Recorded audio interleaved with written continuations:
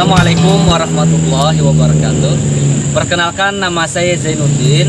Saat ini saya terdaftar sebagai mahasiswa PPG dalam jabatan kategori 2 Universitas 11 Maret Surakarta tahun 2022.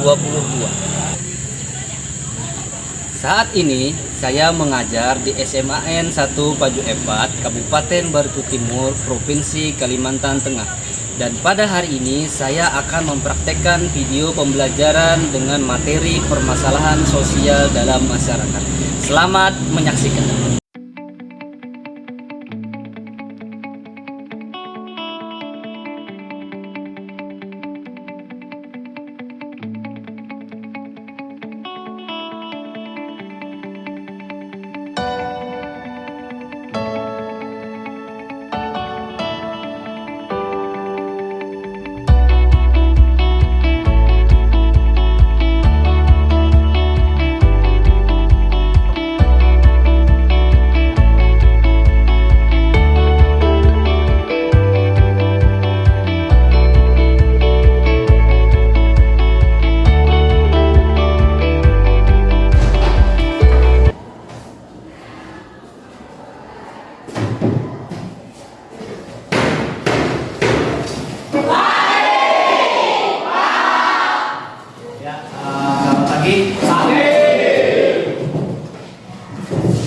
Assalamualaikum warahmatullahi wabarakatuh. Waalaikumsalam warahmatullahi wabarakatuh. Gimana kabarnya? Baik. Ya, sudah sarapan? Sudah. Kan hari ini kalian semua semangat ya? Ya. Nanti pembelajaran sosiologi. Baik. Ya, sebelum memulai pembelajaran, alangkah lebih baiknya kita berdoa dulu. Silakan ketua kelas untuk maju ke depan memimpin doa.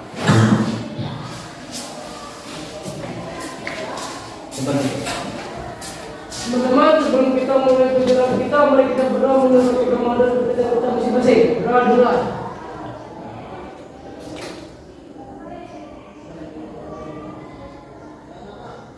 Berdoa selesai.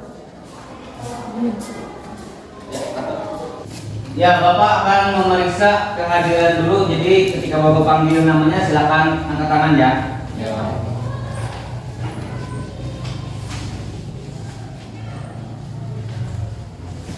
Arya, Deden, Delvino, Pramana, hadir. Hano, Diani, Hadir. Rizky, Rifa, Yurin, Roberto. Hadir, Pak. Baik, semuanya silakan berdiri dulu. Jadi, kita akan menyanyikan lagu wajib nasional ya.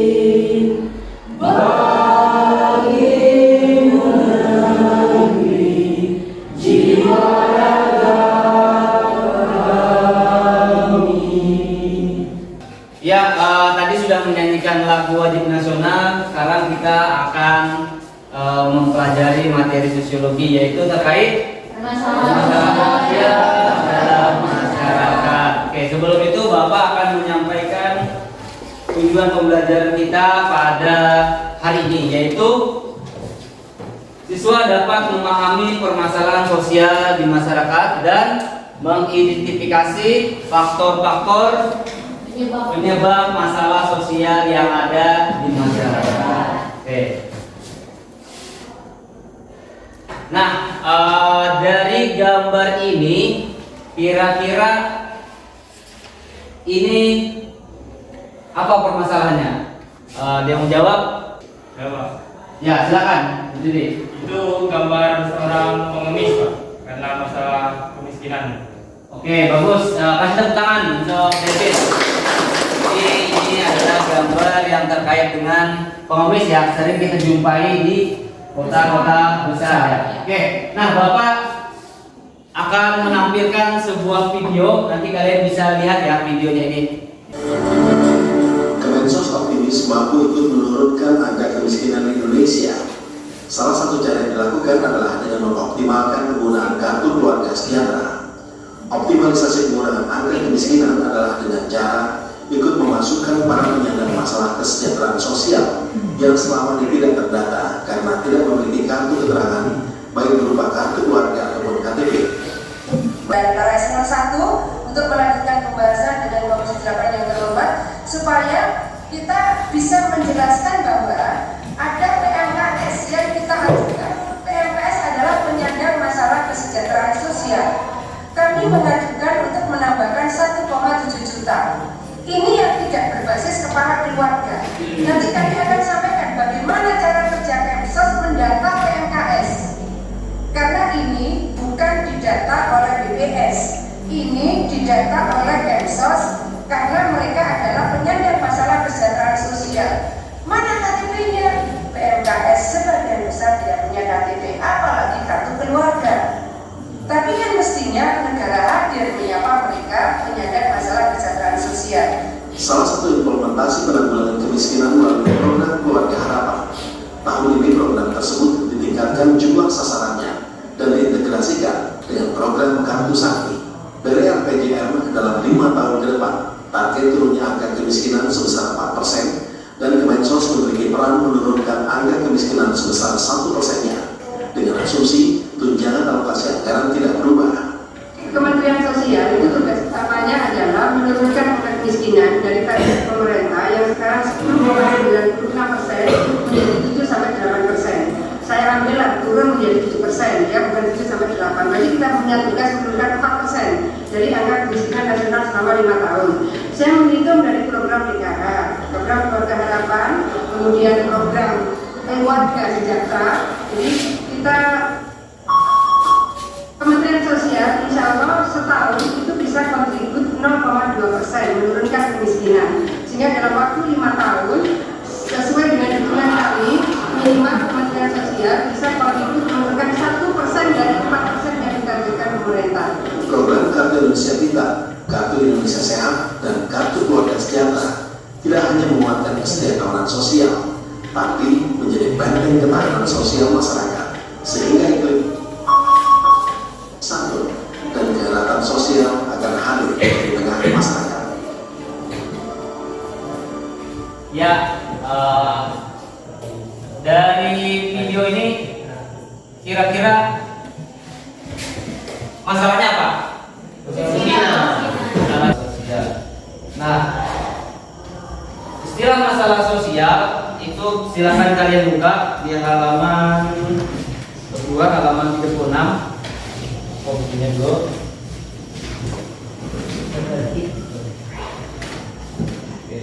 Terus ya.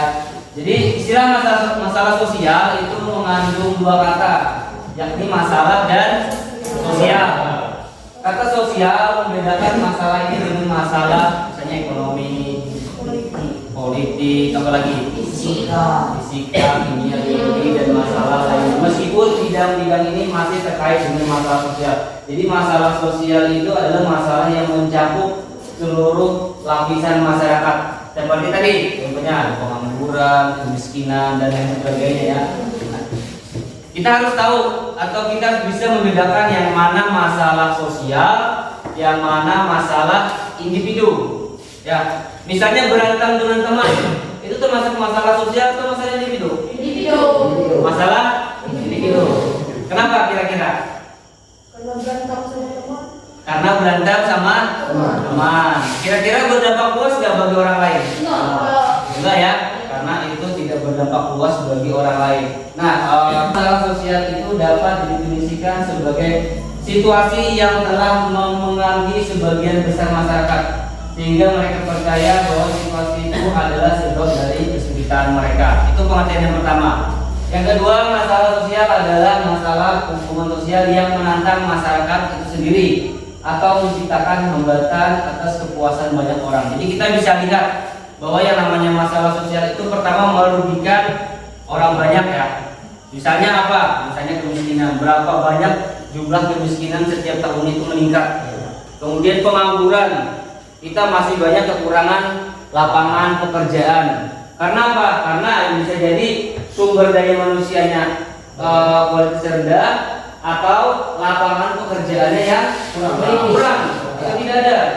Misalnya kan sarjana, sudah lulusan sarjana, tapi misalnya dia nggak mau kerja di sawit, sehingga gengsi, saya sarjana pendidikan, kerjanya nggak bersawit. Ada kan seperti itu, akhirnya nggak mau kerja, nunggu kerjaan ada, nggak kerja. Nah itu salah satunya. Jadi orang-orang lulusan sarjana tidak menjamin juga untuk mendapatkan pekerjaan. Makanya kalian itu dari sekarang itu harus bisa mengasah skill atau potensi apa kira-kira yang kalian miliki yang bisa nanti berguna untuk kalian itu di masa yang akan datang. Misalnya hobi nyanyi, asah nyanyinya, kembangkan.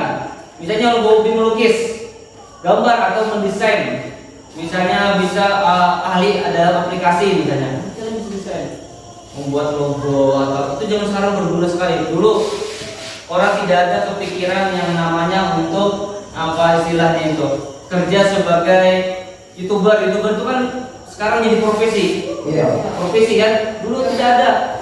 Ditanya kamu nanti cita-citanya mau jadi apa? Kalau ke polisi, apalagi tentara, dokter atau perawat ya. Nah itu kan nggak ada yang mau jadi YouTuber. Sekarang anak-anak ditanya kamu mau jadi apa? Mau jadi YouTuber misalnya, mau jadi gamers. Nah itu kan artinya profesi-profesi yang dulu belum ada sekarang itu ada. Makanya kalau kalian punya bakat atau keahlian, misalnya bagikan waktu untuk mengembangkan potensi itu ya. Nah, oke. Sampai di sini, apakah ada pertanyaan dulu terkait dengan masalah sosial? Belum ada? Ya udah, kita lanjut ya. Kita lanjutkan.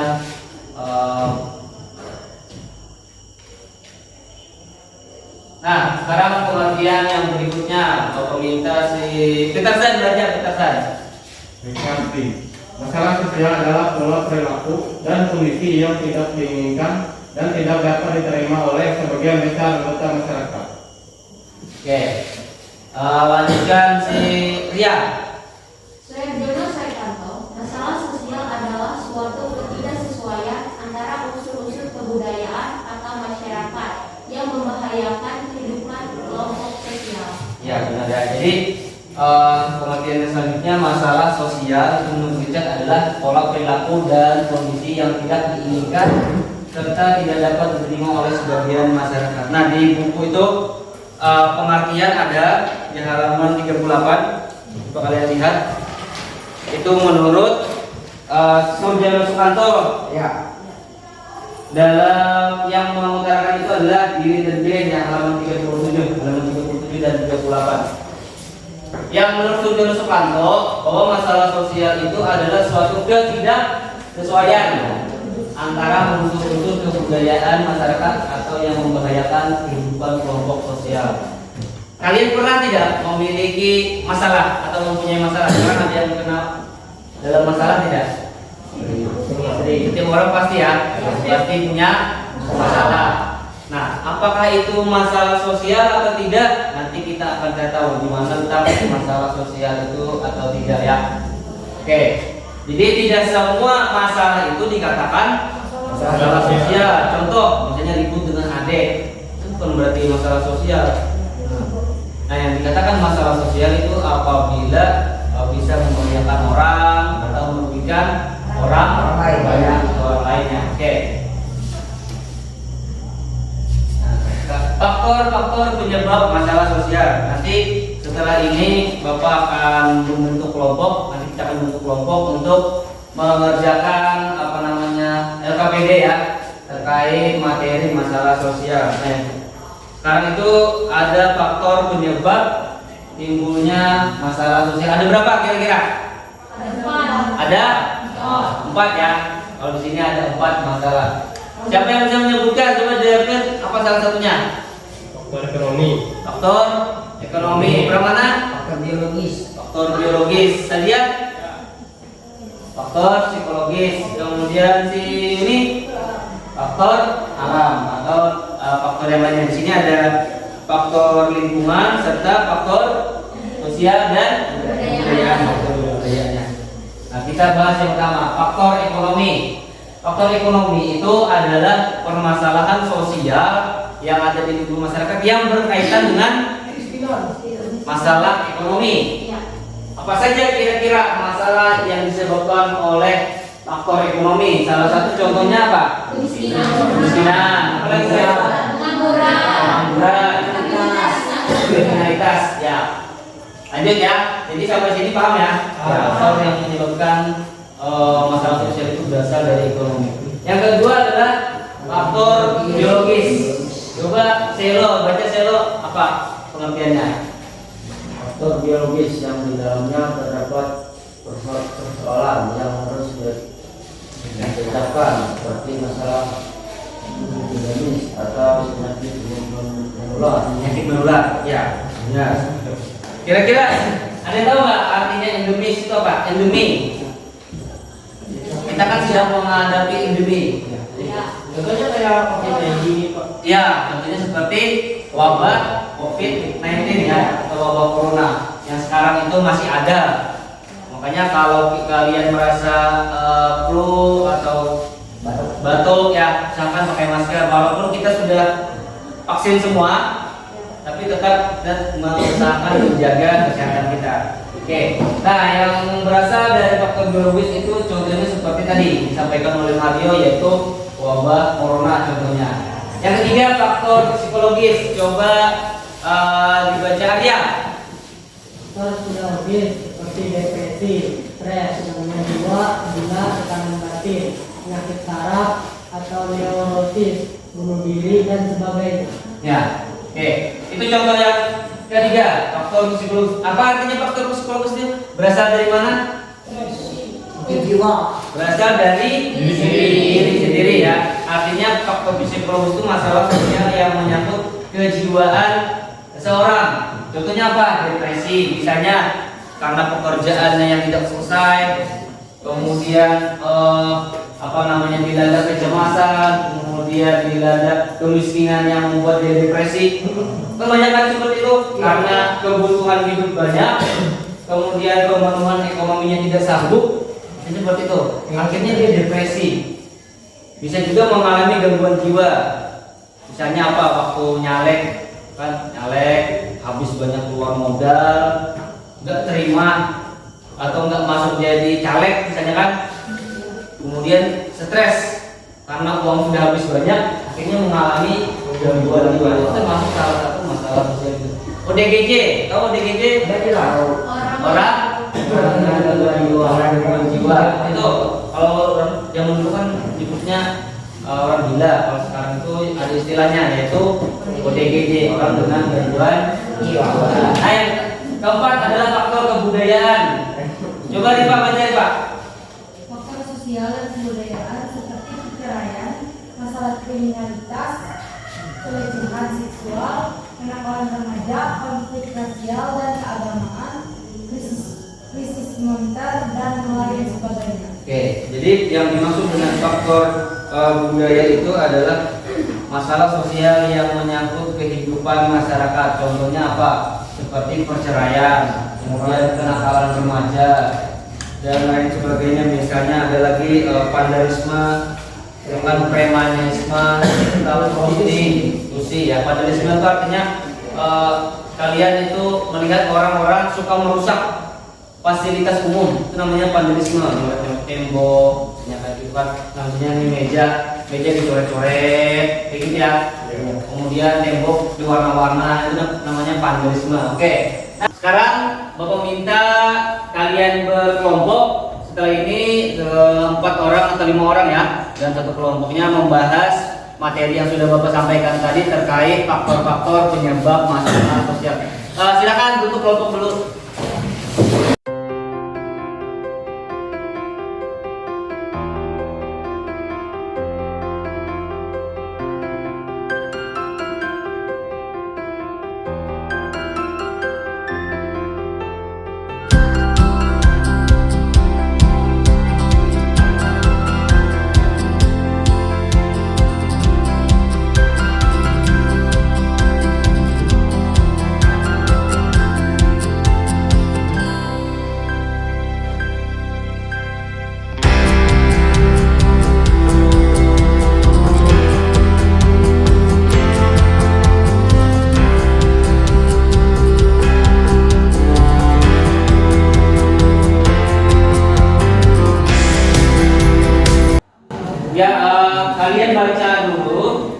jelaskan dulu ya.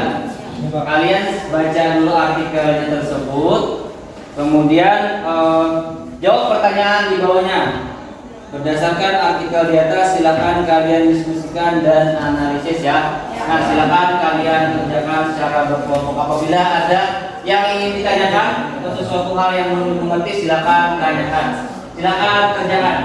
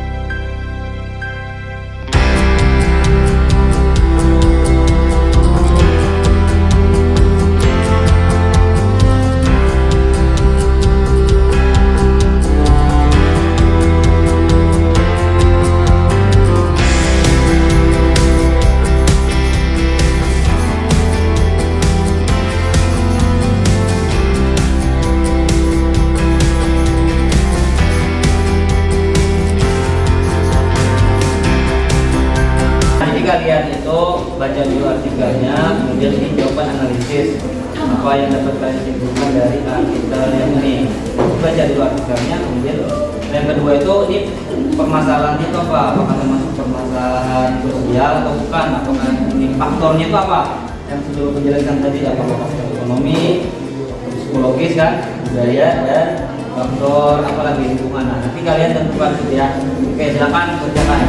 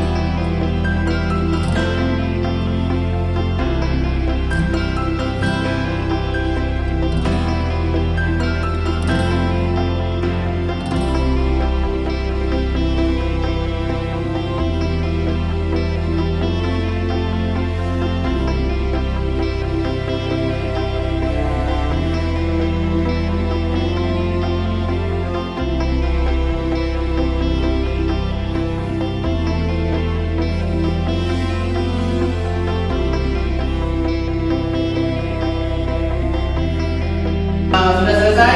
Ya. Baik, silakan kelompok 1. Siapa yang mewakili? Pramana, silakan maju Pramana untuk menyampaikan hasil diskusinya. Yang lain perhatikan dan dengarkan ya. Perkenalkan, saya dari kelompok 1 yang bernama Pramana dan inilah hasil kerja kelompok kami. Apa yang dapat kalian simpulkan dari artikel tersebut? Kesalahan pemerintah karena kurang memperhatikan masyarakat sekitar, sampai-sampai masyarakat tidak mendapatkan bantuan apapun dari pemerintah. Tangan untuk Pramana. Sampaikan hasil diskusinya. Dari kelompok lain, apakah ada yang mau menanggapi atau bertanya? Apakah pemberian bansos itu yang diberikan pemerintah kepada Abang Saka itu sudah tepat?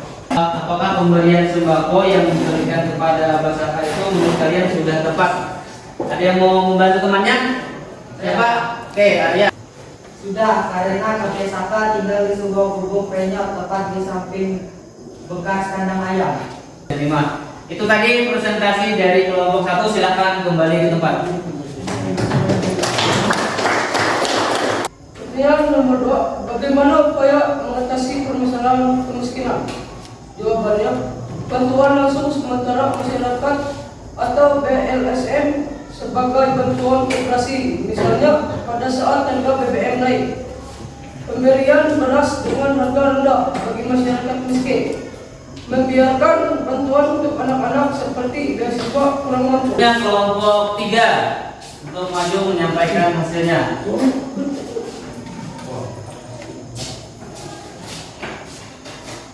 Oke, silakan bacakan hasil dari kelompok 3.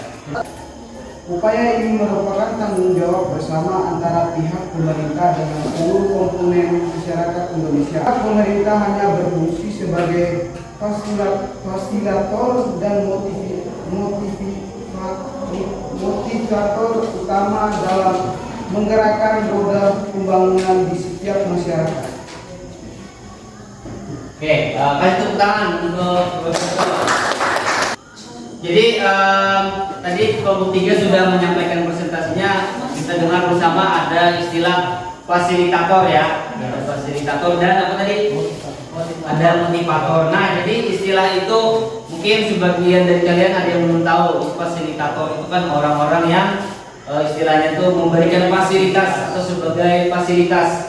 Mereka yang memberikan bantuan. Nah, itu termasuk bagian dari fasilitator. Bagus, dari kelompok 3 silakan kembali ke tempatnya. Dari artikel tersebut. Jawabannya, dari artikel tersebut dapat disimpulkan bahwa kemiskinan bisa terjadi kepada siapa saja tanpa memandang usia, seperti yang terjadi pada cerita tersebut. Penanggulangan secara langsung diberikan kepada masyarakat miskin. Bantuan langsung seperti masyarakat BLSM sebagai bantuan kompensi, misalnya pada saat harga BBM bahan bakar minyak naik, memberi beras dengan harga rendah bagi masyarakat miskin.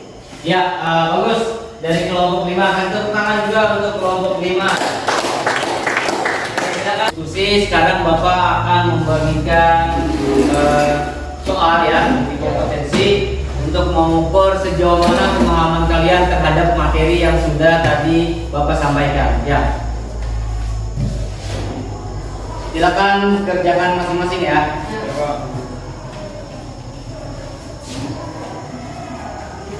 Jangan lupa tulis namanya. Silakan kerjakan.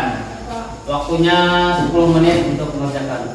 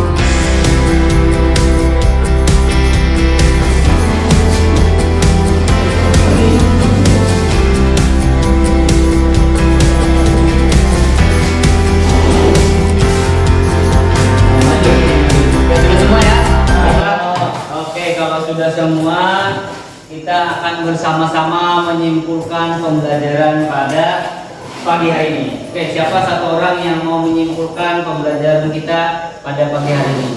Tapi apa yang sudah kita pelajari pada hari ini, kita bisa mengetahui apa itu kemiskinan, gejala-gejalanya apa, contoh-contoh dari kemiskinan itu apa. Jadi kemiskinan itu masuk ke dalam faktor ekonomi.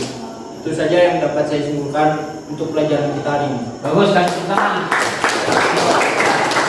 Nah, jadi apa yang sudah disampaikan Mario tadi itu benar ya, terkait kemiskinan itu salah satu dari faktor masalah sosial yang bersumber dari faktor ekonomi, dan yang lainnya juga nanti akan kita bahas pada pertemuan berikutnya. Sampai di sini apakah ada pertanyaan? Tidak ada. Tidak ada. Karena pembelajaran kita akan berakhir, jadi Bapak akan sampaikan untuk pertemuan berikutnya itu kita akan membahas mengenai beberapa masalah sosial dan upaya penanggulangannya. Nanti silakan kalian baca terlebih dahulu, kalian pelajari terlebih dahulu untuk materi yang akan datang. Ya. Baik, itu saja yang dapat Bapak sampaikan. Mudah-mudahan pembelajaran kita pada pagi hari ini bermanfaat untuk kita semua. Jangan sampai nanti masuk telinga kanan, keluar telinga kiri. Keluar telinga kiri itu masih mending, ada yang nyangkut ya. Tapi kalau masuk telinga kanan nanti mantul, nah itu nanti lupa, cepat lupanya. Baik, itu saja. Terima kasih. Saya ucapkan Assalamualaikum warahmatullahi wabarakatuh.